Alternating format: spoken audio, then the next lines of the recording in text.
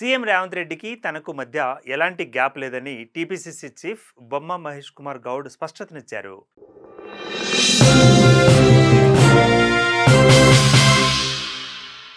Telangana Congress party అధ్యక్షుడిగా తాను చాలా సంతోషంగా ఉన్నానని అన్నారు.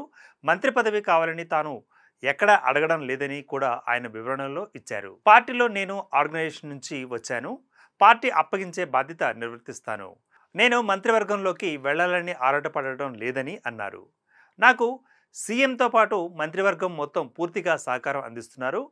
సీఎంకు నాకు ఎలాంటి గ్యాప్ లేదని మహేష్ గౌడ్ చెప్పారు.